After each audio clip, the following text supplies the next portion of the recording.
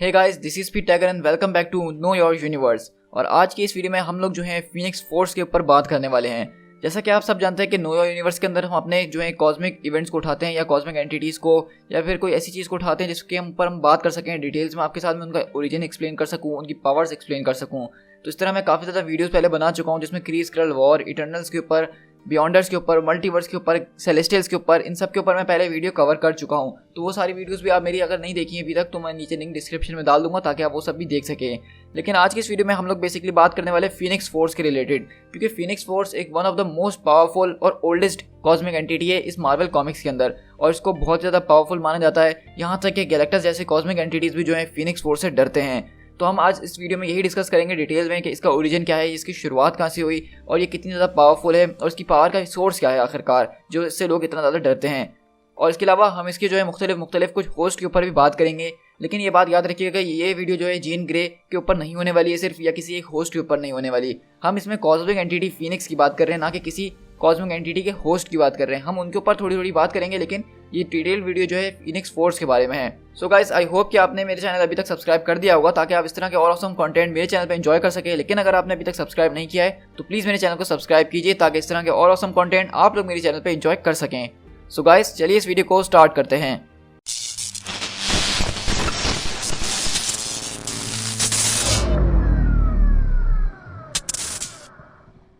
Phoenix force को एक immutable manifestation of cosmic force कहा जाता है, जो कि रिस्पॉन्सिबल है लाइफ और पैशन के लिए। ये एक ऐसी कॉस्मिक एंटिटी जो पैदा एक वॉइड के दरमियान हुई थी। दरअसल ये एक फीनिक्स फोर्स जो है हमारी यूनिवर्स से ओरिजिनेट नहीं करती है, बल्कि ये हमसे पिछली जो यूनिवर्स हुआ करती थी ये उससे ओरिजिनेट करती है। और ये कॉस्मिक एंटिटी सिर्फ जो है हमारी यूनिवर्स में नहीं बल्कि ये मल्टीवर्सल लेवल पे काम करती है। फीनिक्स फोर्स को बताया जाता है कि ये इतनी ज़्यादा शक्तिशाली है कि इसने हमारे बिग बैंग को सर्वाइव करा था और उसके जरिए ये हमारे नए यूनिवर्स के अंदर इंटर हुई थी।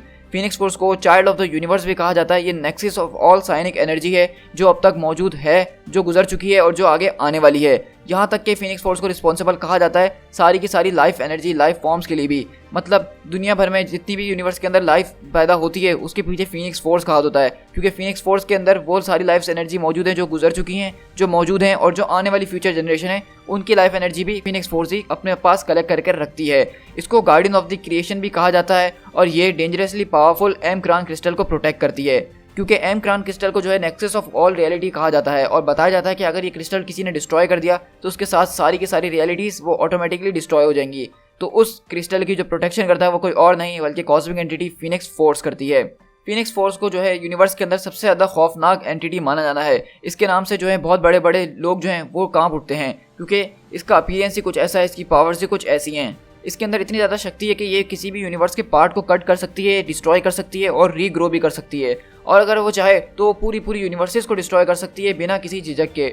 और ये बेसिकली उसके बहुत सारे कामों में से एक काम है जिसको जजमेंट ऑफ फीनिक्स कहा जाता है। वो अपनी जजमेंट सुनाती है, उसको जो ठीक लगता है वो वही करती है। अगर उसको लगता है कि ये चीज़ जो है अब एग्जिस्टेंस में रहने के काबिल नहीं है, तो जिस तरह सेलेस्टियल हर चीज़ को जज करके ख़त्म कर देते हैं, उस तरह फीनिक्स फोर्स भी किसी एक प्लेनेट को, किसी एक गैलेक्सी को या चाहे तो पूरी यूनिवर्स को ख़त्म कर सकती है। फीनिक्स फोर्स चाहे तो टाइम ट्रेवल भी कर सकती है, क्योंकि वो स्पेस और टाइम के कॉन्टिन्यूम से बाहर एग्जिस्ट करती है। फीनिक्स फोर्स की नज़र में जो है टाइम और स्पेस कोई चीज़ है ही नहीं, वो इन सब के बाहर काम करती है। तो वो जहाँ चाहे किसी भी टाइमलाइन में जा सकती है और किसी भी टाइमलाइन को आराम से इरेज भी कर सकती है। और ये भी कहा जाता है फीनिक्स फोर्स के बारे में कि यही वो स्पार्क है जिसके जरिए इस यूनिवर्स के अंदर जिंदगी शुरू हुई थी। यही वो स्पार्क होगा जिसके जरिए पूरी की पूरी यूनिवर्स खत्म भी हो जाएगी जल के। मतलब क्रिएशन और रीबर्थ का जो है चक्कर वो फीनिक्स फोर्स को भी बताया जाता है। तो यहाँ से तो हमें थोड़ा सा इंट्रोडक्शन मिल गया फीनिक्स फोर्स के बारे में। लेकिन अगर हम इसको जो है क्रोनोलॉजिकली चलें तो यूनिवर्स के हिसाब से तो पहले ये बताया जाता है कि जब ये फीनिक्स फोर्स एग्जिस्ट करती थी हमारी यूनिवर्स में तो इसका कोई फॉर्म नहीं हुआ करता था। मतलब आजकल हम देखते हैं कि फीनिक्स फोर्स एक बर्ड की तरह हमें नजर आती है, फीनिक्स बर्ड की तरह। लेकिन दरअसल जब ये एग्जिस्ट करती थी तो उसका कोई एग्जिस्टेंस नहीं था, ये सिर्फ एक मास ऑफ एनर्जी था जो इधर से उधर घूमता रहता था यूनिवर्स के अंदर। लेकिन फिर इसको जो है बहुत सारे लोगों ने जो है इसकी पावर्स को जानना शुरू करा, इसको अपने पास बुलाना शुरू करा। इसमें से बहुत सारी एलियन रेसेस थी जो उसको पूजा करती थी, लेकिन वो सब अपने अपने मतलब के लिए इस्तेमाल करना चाहते थे, तो फीनिक्स उन सबको बर्बाद कर दिया करती थी। लेकिन अगर एलियन रेसेस की बात करें तो उसमें से एक एलियन रेस है जो कि बहुत ज़्यादा मशहूर है फीनिक्स फोर्स के हवाले से, और वो है शियार एम्पायर। शियार एम्पायर के ऊपर जो है फीनिक्स फोर्स आई थी और वहाँ के एक मेंबर रूक शेयर के ऊपर उसने उसको अपना होस्ट चुना था, और वो एक बहुत ही ज़बरदस्त और पावरफुल होस्ट भी बना था। लेकिन आपको जैसे कि पता है कि फीनिक्स फोर्स जो है उसको दूसरे नाम से भी जाना जाता है डार्क फीनिक्स। जब वो अपने होस्ट के ऊपर काबू पा लेती है और उसको अपनी मर्जी की चीज़ें करवाती है, तो उस डार्क फीनिक्स ने जो है पूरे के पूरे यूनिवर्स के अंदर तबाही मचाना शुरू कर दी थी। तो इसलिए शेयर एम्पायर से काफ़ी ज़्यादा डर गया था और उसने तब जाके अपना इंपीरियल गार्ड बनाया था ताकि वो उस फीनिक्स फोर्स से लड़ सकें। और आखिरकार उन्होंने रूक शेयर के सारे लोगों को मार दिया था और फीनिक्स फोर्स उसको छोड़ के चले गई थी। लेकिन जब फीनिक्स फोर्स उसको वहाँ से छोड़ के गई तो उसने अपना कुछ हिस्सा उसकी एक ब्लेड के अंदर छोड़ दिया था, जिसको ब्लेड ऑफ फीनिक्स कहा जाता है। और ये अभी हम कुछ टाइम पहले अपनी एक्समैन किंग ब्रेकर और वुल्कन वाली सीरीज के अंदर देख रहे थे, जो कि रूक शेयर का एक और मेंबर उसको उठा रहा था। और ये ब्लेड ऐसा था, दरअसल इसको जो है रूक शेयर का फैमिली मेंबर ब्लड डाइनी वाले जो थे सिर्फ वही उठा सकते थे, उसके अलावा कोई इसके काबिल नहीं था कि वो उसको उठा सके। और ये बात याद रखिएगा, ये ब्लेड इतना ज़्यादा ताकतवर होने के बावजूद भी इसके अंदर से फीनिक्स फोर्स का कुछ पोर्शन मौजूद है, इसके अंदर पूरी तरह से फीनिक्स फोर्स बची भी नहीं है। लेकिन इसके बाद से जब वहाँ से वो सारे शियार का मैटर खत्म हुआ तो फीनिक्स फोर्स वहाँ से निकल के आज़ाद हो गई। और बताया जाता है कि काफ़ी सालों पहले, मतलब ये बात हो रही है 1 मिलियन BC की, जब अर्थ के ऊपर एक अलग ही किस्म की एवेंजर्स की टीम हुआ करती थी, जिसमें थॉर की जगह ओडिन काम करते थे, ब्लैक पैंथर जो कि सबसे पहला ब्लैक पैंथर था, और इसके अलावा जो है हमने वहाँ पे आयरन फिस्ट को देखा था। और उसी बीच वहाँ पे वो एक रेड हेड लड़की को चुनती है अपने अवतार के नाम पे और अपना निक नेम रखती है लेडी फीनिक्स। और बताया जाता है कि ये वही पीरियड था जब सबसे पहले अर्थ के ऊपर जो है फीनिक्स फोर्स आई थी और उसने अपना कोई होस्ट चुना था। और यहाँ पे ये भी बताया जाता है कि उस फीनिक्स फोर्स ने जो है एक सेलेस्टियल से लड़ने द फॉलन में मदद भी की थी और ओडिन और उसके बीच काफ़ी ज़्यादा रोमांटिक रिलेशन भी चला था। और इस तरह जो है टाइम पास होता रहा और फीनिक्स जो है अपनी अपनी अलग अलग शक्तियों के साथ आगे बढ़ती रही। लेकिन बताया जाता है कि हमारी अर्थ के ऊपर ही जो है एक आदमी हुआ करता था, एक मैजिशियन हुआ करता था फिरौन नाम से, जो कि इस फीनिक्स को पूजा करता था और उसको वो एक बर्ड लाइक की तरह माना करता था। और इसी वजह से फीनिक्स ने जो है वो अपना रूप ले लिया जो कि फिरौन उसको पूजा करता था। मतलब इससे पहले फीनिक्स किसी बर्ड की तरह नहीं दिखती थी, बल्कि वो सिर्फ एक एनर्जी का मास था। लेकिन जब फिरौन ने उसको एक बर्ड के नज़रिए से पूछना शुरू करा तो फीनिक्स को वो चीज़ अच्छी लगी, तो उसके बाद से जो उसने अपनी फॉर्म है वो एक बर्ड लाइक फॉर्म चुन ली थी। और इसीलिए आज हमें जो है फीनिक्स फोर्स वो इस तरह से नजर आती है। और यहाँ पे भी जो है फिरौन ने जो है उसको अपनी कुछ एनर्जी उधार मांगी थी ताकि उसके जरिए वो जो है मल्टीवर्सल पिलर्स खड़े कर सके। और इसके जरिए होता है कि सारी की सारी यूनिवर्स एक साथ जुड़ जाती हैं और यूनिवर्स के बीच के जो बैरियर्स थे वो खत्म हो जाते और इसके जरिए हर कोई जो है इन्फिनाइट पावर इस्तेमाल कर पाता। लेकिन वहाँ पे भी ऐसा हो नहीं पाया जैसे उसने सोचा था और एक विलन नेक्रोम जो है वो फीनिक्स की पावर को इस्तेमाल करने के लिए आ जाता है, जिसके जरिए फीनिक्स को ये बात पता चल जाती है और वो वहाँ से चले जाती है उसको छोड़ के। लेकिन नेक्रोम के पास जो है फीनिक्स फोर्स का थोड़ा सा पोर्शन रह जाता है।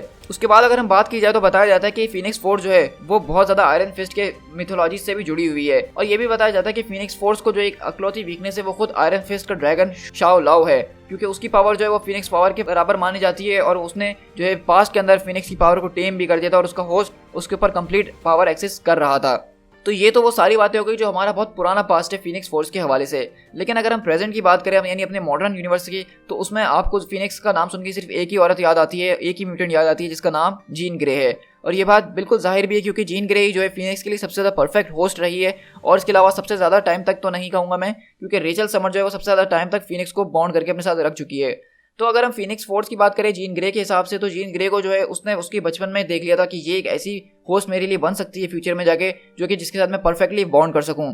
और फीनिक्स फोर्स ज़्यादातर ऐसे होस्ट को ढूंढती है जिनके पास पहले से टेलीकिनेसिस की पावर हो और टेलीपैथी की पावर हो। और इसके जरिए जब फीनिक्स उनसे बॉन्ड होती है तो वो सारी की सारी एबिलिटीज़ उनकी बहुत ही ज़्यादा जो है एक्सटेंड कर दी जाती हैं। और फिर जीन ग्रे के साथ भी कुछ ऐसा ही होता है कि जब उसके साथ फीनिक्स जुड़ती है, जब वो एक स्पेस मिशन में होती है और जब तकरीबन वो मरने वाली होती है, तो फीनिक्स उसको रेस्क्यू कर लेती है और उसके साथ जुड़ जाती है और उसके बाद उसको गजब की शक्तियाँ मिल जाती हैं।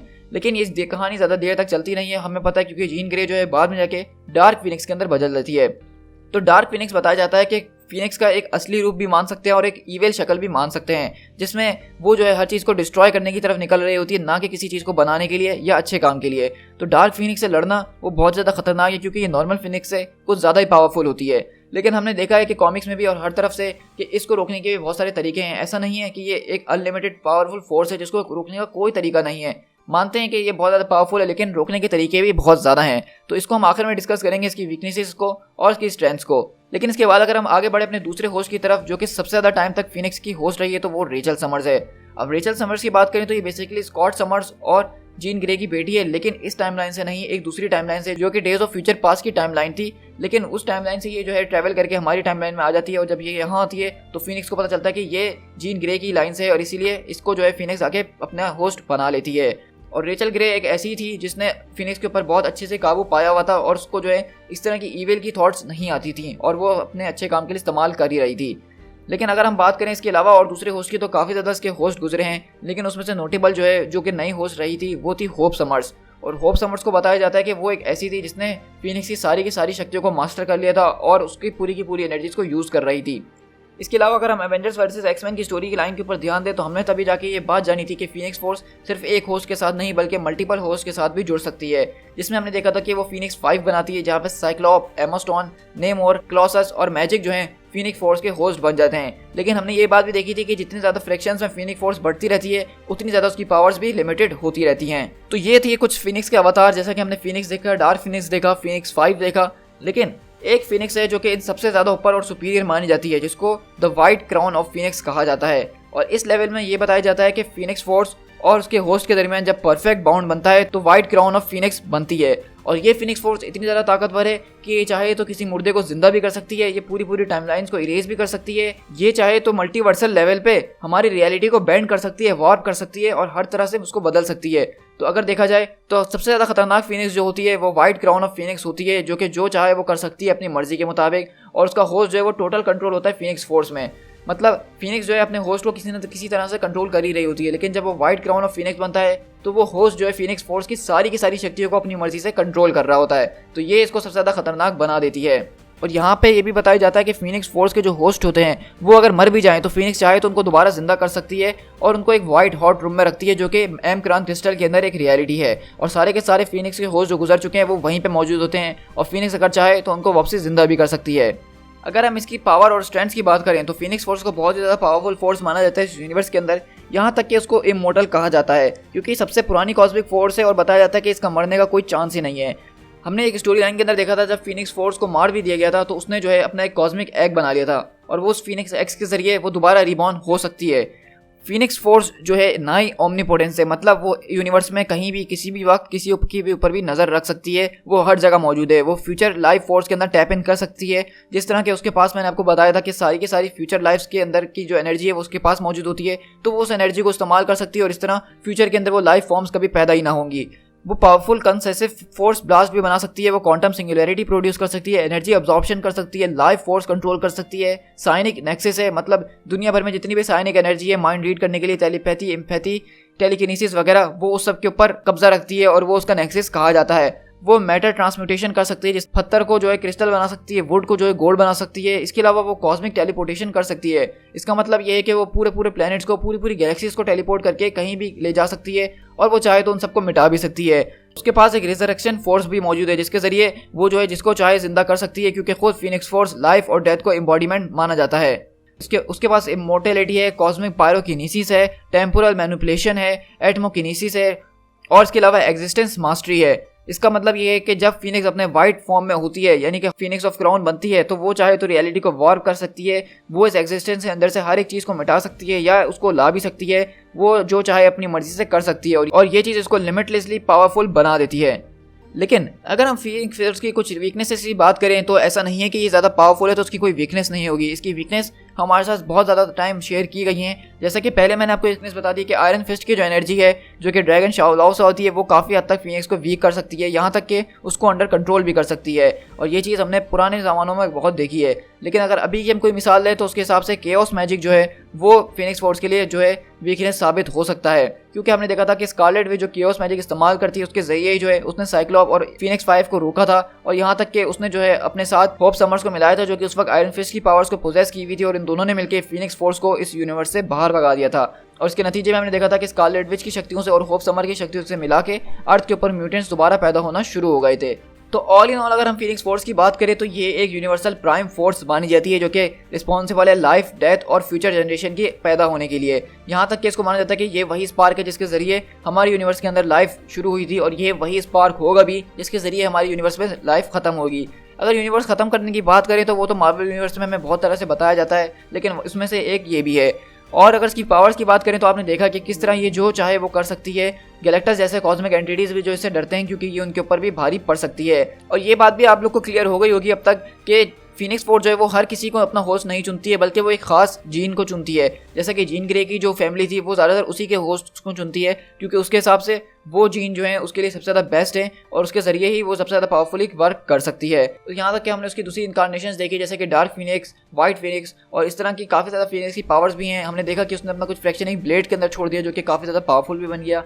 तो ऑल इन ऑल अगर बात की जाए तो फीनिक्स फोर्स वाकई में एक ऐसी फोर्स है जो कि हम लोगों को हिला के रख सकती है और उसको हल्का नहीं लेना चाहिए, क्योंकि फीनिक्स फोर्स को जो है मारना भी इम्पॉसिबल सी बात है। वो जिसको जब आप मारते हैं तो वो अपने एक एग के अंदर दोबारा आ जाती है, और ये चीज़ हमने 2015 की सीक्रेट वॉर्स के अंदर देखा था, जब साइक्लॉप फीनिक्स फोर्स के अंडे को निकालता है और उसकी शक्तियों को इस्तेमाल करता है।